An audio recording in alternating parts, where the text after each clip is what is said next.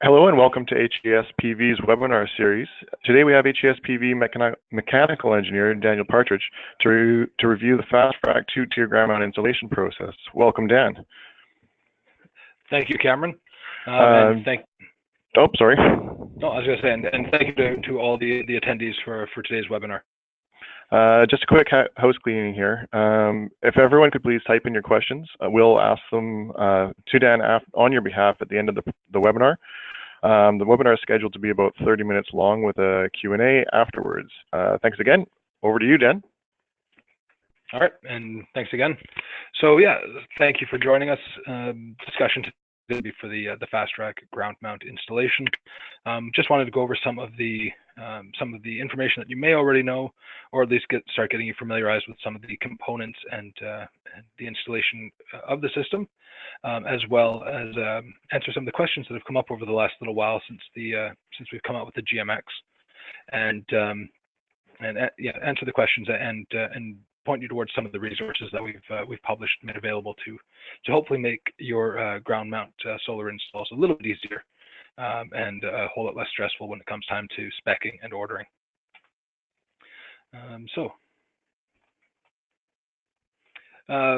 Topics that I wanted to cover, of course, as far as the installation is concerned, is starting off with the site visit, the pre-installation, getting an idea of what your system's going to, how much area you've got available, what your customers' wants and needs are, and again, just that starting place.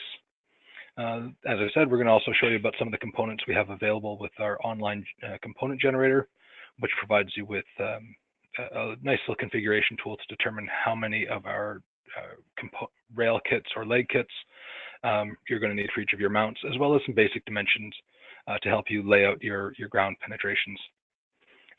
Continuing on from there, of course, is going to be talking about those different foundations or penetration types, a little bit of information on the setup, and then walking through an installation that we've done here at HES.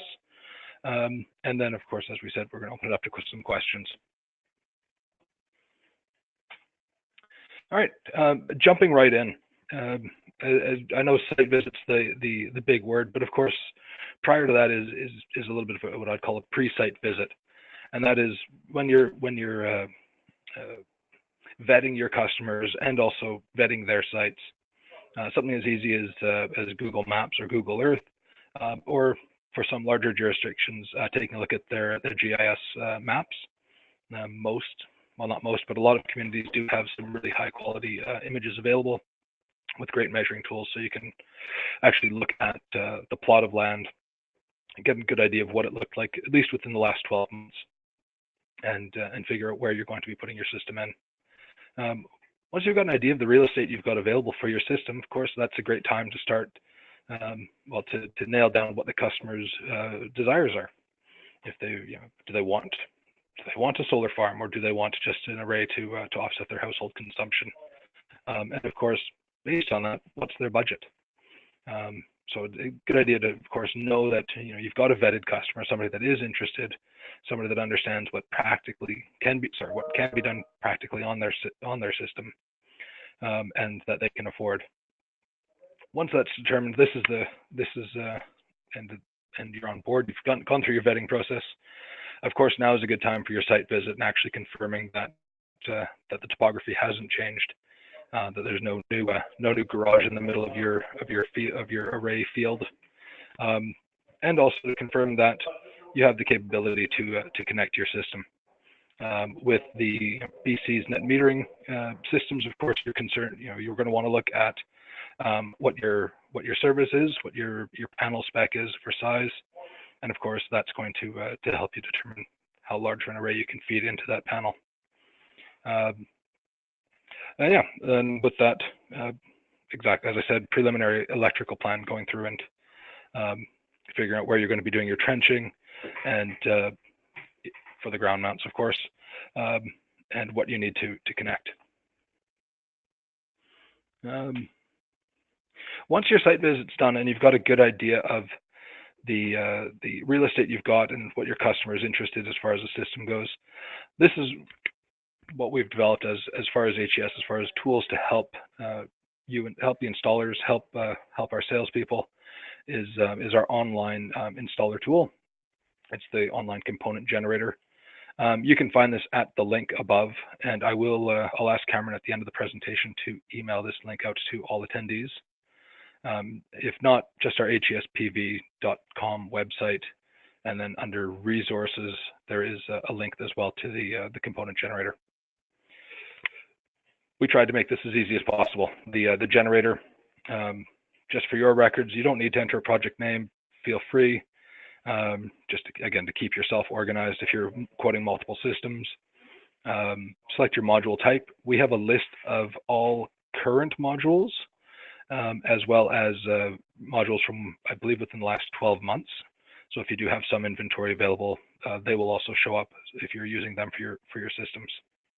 And then, of course, the number of modules that your system could potentially be using.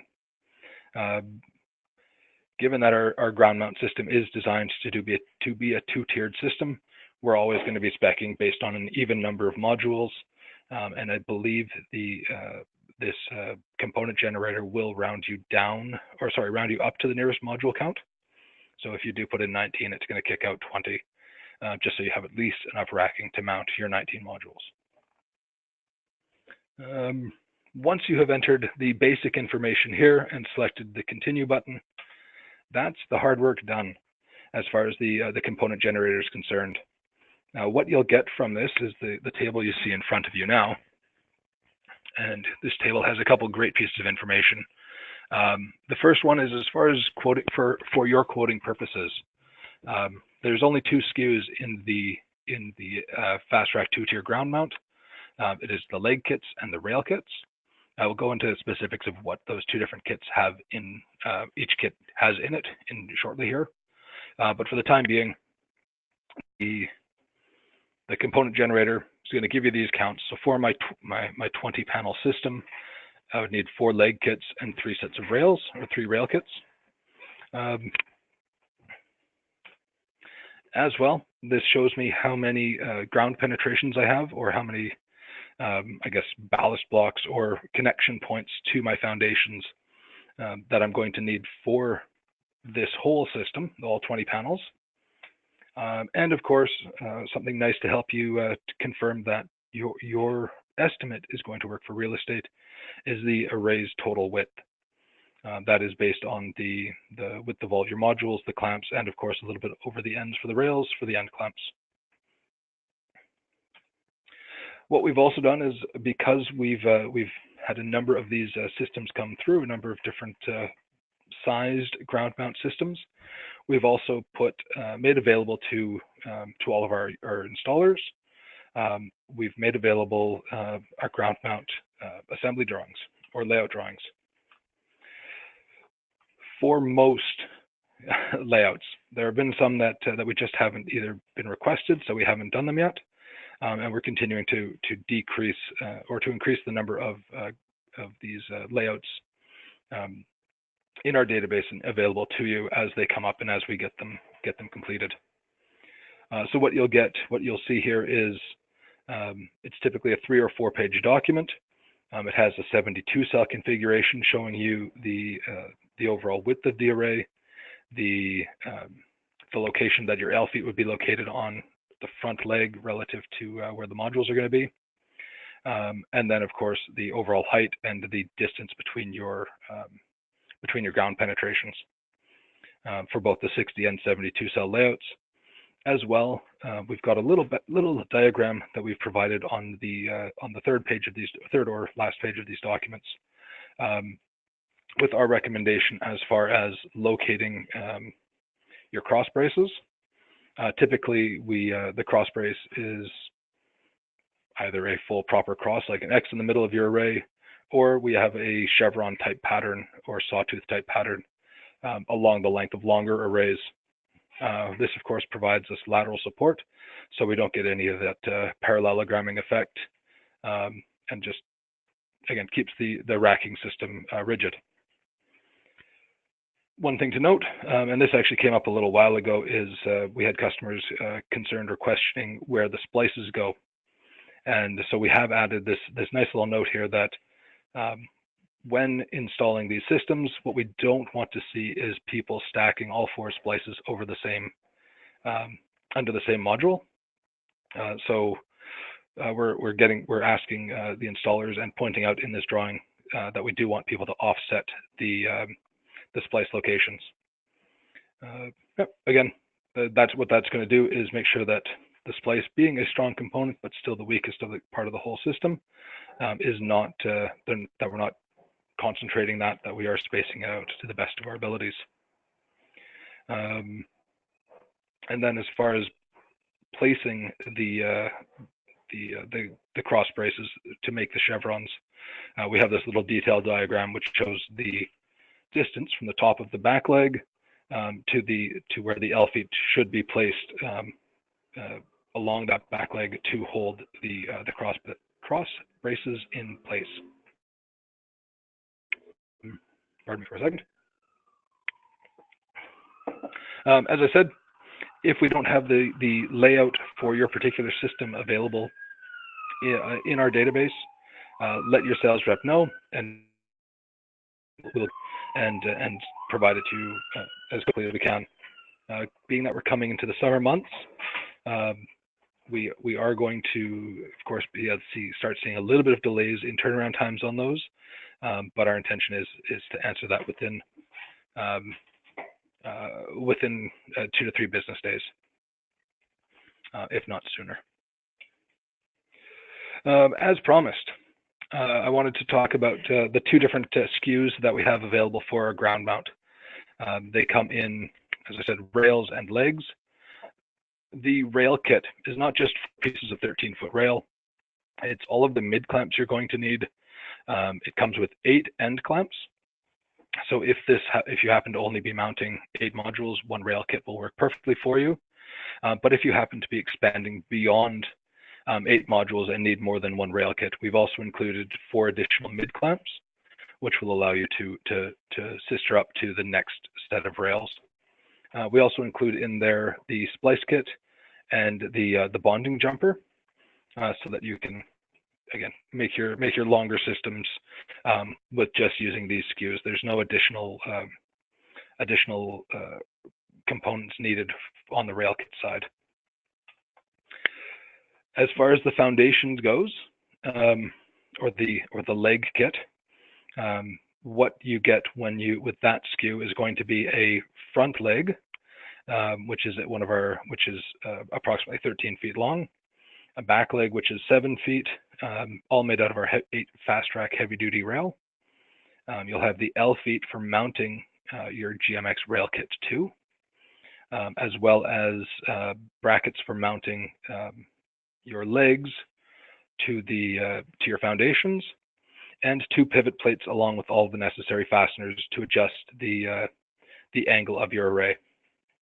When I say adjust the angle of the array, it is important to note that while it is potentially possible to seasonally adjust these systems, that isn't the intention. The intention is, of course, you setting it to the tilt angle for your site and then leaving it. There are 8 fasteners at each one of these legs that need to be adjusted to adjust the tilt of the system.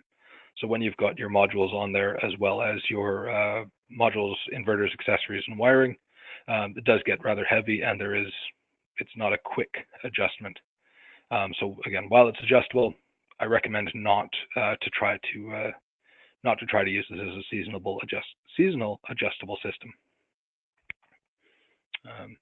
Clearly, that question's come up a couple of times. Sorry. Now that you know what the components are, let's take a quick look at different ways we can hold the ground mounts down. One of the ones that started out being, I guess, demanded or desired quite heavily by our customers and installers, and not surprisingly has proven to be one of our most common installation methods, is with these preformed concrete blocks or Lego blocks. There's a number of other different trade names that they have. They're the highway dividing concrete blocks. You see them everywhere across Canada. Big highway retaining walls also usually have them. Great thing about them, they're generally inexpensive and they're available across the country. Usually within a couple 100 kilometers, especially even if you're remote sites. They're easy to find, easy to source, and usually will be delivered on a truck that can carry a dozen of them, and it usually has its own high-up or knuckle boom to place the blocks for you. So again, cutting down on some of the installation and trying to make your life easier for setting these things up. Big thing that comes with this, we do have on our website is our Ballast Foundation guideline, and what that guideline does, it ultimately provides, based on the site locations for wind load, the size of block that we are recommending for that site, and a little bit of backup information as far as the how we determined that quantity of ballast. What we found is most of your 4x4x2 ballast blocks, they work in most Canadian climates. If you happen to be in a particularly windy area, there are 2.5x2.5x5 ballast blocks, again, readily available. And I don't think there's anywhere in populated Canada, and that just being anybody that has an entrance in the National Building Code, that has a wind load greater than the 2.5x2.5x5. They're pretty straightforward. All that's required is, of course,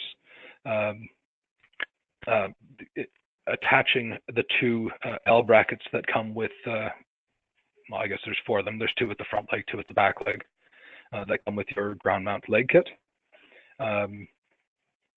to the concrete block. Typical methods for doing that. A lot of people will either use, if they can be involved at the forming of the block, a threaded rod is a nice, easy installed component. If that's not something that's possible, wedge anchors are readily available. We even stock a couple, not commonly that we have them regularly available, but we do have some available. And as well, all of your hardware stores typically will have or can bring in wedge anchors. I'll let you know that the hole in the L foot is in the bracket, sorry, is a half-inch hole. So your threaded rod or wedge anchor must be at least small enough to fit through that. If by chance you end up with a half-inch wedge anchor, we've had people unfortunately order them before, and it works just fine if you want to remount the hole a little bit, moving it up to a 9/16 hole to get your half-inch wedge anchor into there. We've done it. We have no problems if you want to do a field modification to make that work for your system. Not recommended, but if you have to, go for it. The system doesn't lose any of its strength, so that's an option available for you. Yeah. Other systems, of course, are your driven piles, whether it's a driven pile or a screw pile. Those are becoming more and more popular, especially in it seems like the prairies where you've got the ability to get down into the soil. Not so much we're seeing them out here on the West Coast where we've got just a lot of granite underneath. So the screw piles usually aren't a number one, aren't very common. I'd love to see a bit more of them happening in locations that are suitable for them. With that, HES, we don't stock screw piles. That's not, unfortunately, we can't have all aspects of the industry covered. So what we'll do, we do have a couple of recommended suppliers, which if you come across a system that seems conducive to either a driven or a screw pile, contact your rep or contact me, and we can try and get you in touch with somebody who can help spec and source screw piles for you. Not a great image, but what we're seeing here as well is ultimately a concrete pier with a wood crossbeam across it. the concrete piers, we do have a concrete pier document, which again is available from your sales rep. It is a generic document, so it does make some assumptions on soil condition, which are called out in the document. And so that is going to have to be something that is that as the installer, you're going to have to be aware of what type of soil you're in. Obviously, in a sandy conditions, you don't quite have the capacity that a more dense material would have, and therefore your concrete requirements may be greater.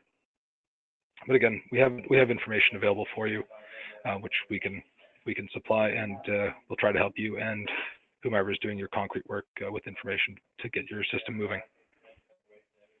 Those are the three common ones. There's a couple other foundation systems that have come up, but I would say about 95% of the installs fall into really the first two, the Lego blocks and the driven piles. 4 of the 5 remaining percent into these concrete piers, and then 1%, which is kind of the oddball ones. And we will have to tackle those that 1% as they come up. Oh, pardon me, my computer's just frozen up here for me a second. So when we're talking about the foundations, I went over this obviously a little bit in the last slide, but when preparing your ballast or whatever your foundation happens to be, what we've done is with all of our systems, our distance between the front foot and the back foot is always going to be this 7 foot 6 inches, and our distance between adjacent sets of feet is always going to be 10 feet. Whether that 10 feet happens to fall in the middle of the array or be built off of the center of the array, you'll have to take a look at your drawings. And sorry, that's what I'm referring to here is the first foot starting 5 feet out from the center line of the array and then 10 feet to the next, versus having the first foot being in the center line and then 10 feet out. With your larger systems, you'll see that coming up. I went over the anchoring methods here, the threaded rod, the wedge anchors. Tapcons, they're a concrete screw. They're a little bit pricey. They still require a pilot hole. And I personally have never seen anybody use one for one of our ground mount installs. Ultimately, though, is if it has the capacity greater than the mass of the block or the weight of the block, then it should be suitable for this application. I'm a huge fan of the wedge anchors. They're great. Getting them into place is usually not hard, and again, readily sourced, readily available. All right. So that's enough of the background. Let's start talking about the actual installation side. With the installation, with any installation, being it a ground mount system or a roof mount system, every minute spent in prep is going to save you time. We talk about on rooftops, 1 minute on the ground is worth 5 in the air. Not quite the same on a ladder, but comparable. Every time if you've got as much pre-assemble on the ground, you're not spending a lot of time climbing your ladders, getting repositioned, getting set up, and pardon me, I just got derailed there. So every minute prep is going to save you time on the ground. Every minute on the ground, is going to save you time in the air. For those of you who have not met me, I'm the guy in green in these images, and no, it is not because I have a really narcissistic personality, but it's just Cameron was the cameraman and ended up getting a lot of photos of me on the day that we put in this system. So what you see here is a bit of a snippet that we took from our assembly diagram, and it shows the length of the front leg, and then starting with the upper end gives dimensions, easy to follow dimensions on where to put your L feet. This one in particular is a 60 cell layout. There's slightly longer dimensions for the 72 cell to, of course, properly support the module. And that's what you see myself and one of our former students laying out in this first image. Second one in, this is our pivot plate. Not quite so easy to see right here, but it is it's two punched plates that go on either side of the front leg, and it has a hole in the center which mates to a hole in the back leg, which allows you to have a pivot point. So by putting your two foundations at 7'6" apart and adjusting the location of your pivot plate, you can increase or decrease the tilt angle of the array. All right, continuing on. Once you've got the front and the legs in place, next step, of course, is going to be to put in the cross braces that I mentioned earlier. The mount you see in this image is for 8 modules, so we have a cross in it as opposed to that chevron pattern. If we had gone to a larger system that had 3 legs, then we would have put in the chevron pattern again to prevent that parallelogramming is the term that I hear frequently, which is that lateral loading and collapsing of racking systems. So with these braces in place, we remove that concern and allows us to have a nice stable foundation to build our array off of. If anybody, so of course one of the key elements of this is that we do want our legs to be parallel to each other, and of course we want the whole system to be square. Good cheat method for that, of course, is to measure the distance between the top of one back leg to the bottom of an adjacent, and then again from the top of that adjacent back to the bottom of the first. And if those two dimensions are the same, you know that you've got your array is square, and you can actually use the cross braces to help get you into a square orientation. As I said, in the assembly diagrams or the layout diagrams that come with our mounts, we've got these nice dimensions of 11 inches from the top of the back leg and 4'7" from the top of the back leg being the 2 locations, which aren't so easy to see, but from the top of this back leg down to this L foot, which is holding this cross brace in place, that's 11 inches.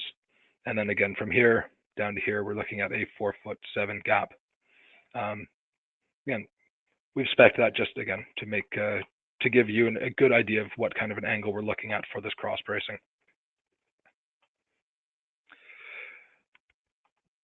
Because you spent all that time, or conceivably spent all that time building your leg kits on the ground before installing them, and you've got your L feet already in place at the dimensions specified a short while ago, once the legs are up in the air, once it comes time to adding your panel rails to the system, it's nice and easy.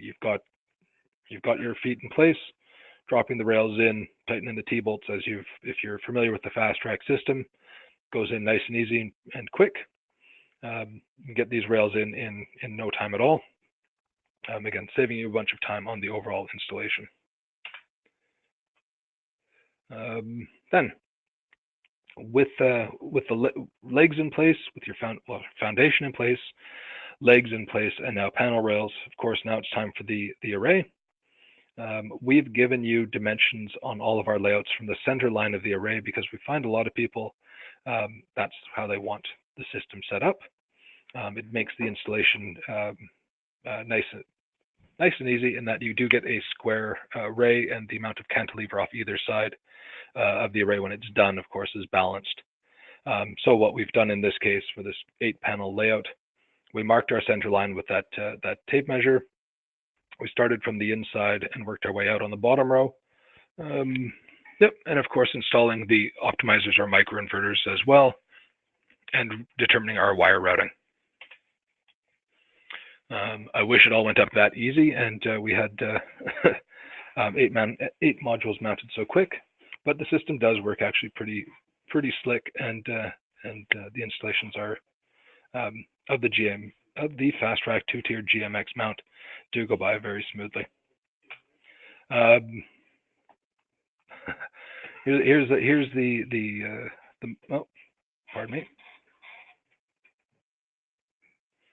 sorry, bear with me for just a quick second here. I'm just going to play this quick video of our. It was ultimately a motion capture of this build that we photographed as well, and it does show kind of nicely how the pre-assembly works in order to get the whole mount assembled and in place quickly once it's off the ground.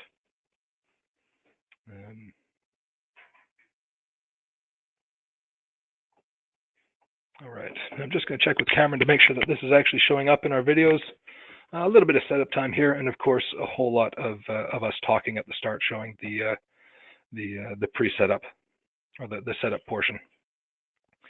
Once we had our legs built, we adjusted, made sure that our rails were square, panel rails go on nice and slick, measured out our center line, and then of course the upper row just being mounted directly above the lower row. Very quick view of how the system typically works, putting it together.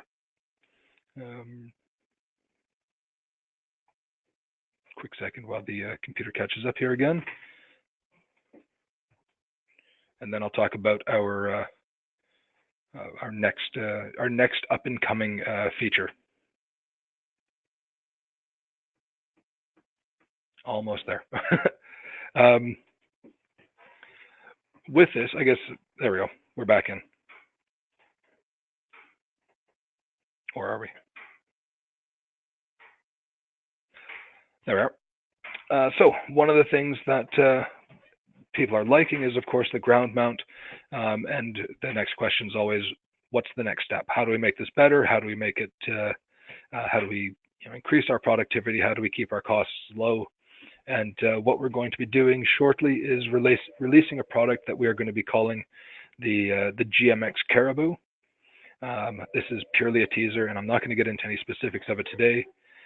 But as far as our ground mount systems go, it's going to be our best dollar per watt system.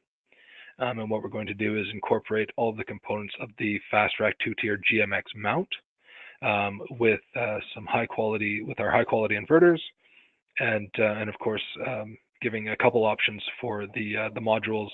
There's going to be a very high efficiency monocell, as well as just a spectacular poly, which will have just a slightly lower rating to it. These will be coming available, and of course, as soon as we have the whole system figured out, we're going to be stocking in all of our warehouses, and we're going to be quite bombarding you with information that it's coming available. At this time, I would like to thank everyone for listening to me ramble on. And what I'd like to do is open the floor up to any questions that people may have regarding this, the ground mount. Yeah, feel free to post them. Cameron's going to read them to me, and we'll see what we can do to get you the answers. Excellent, Dan. Thank you very much for that presentation. I think it was a very thorough presentation that a lot of people got a lot of information from. If you do have any questions, feel free to type them in now. Alternatively, we can answer them personally via email. There's Dan's email, dpartridge@hespv.ca. I'm sure he'd be happy to talk to you about the Fast Rack GMX, as well as the Caribou that's coming up soon. But at this point, it looks like, Dan, you answered everyone's questions just with your presentation. So thank you, everybody, for coming today. And Dan, thank you again for a very thorough, excellent presentation. Again, thank you to everyone for attending.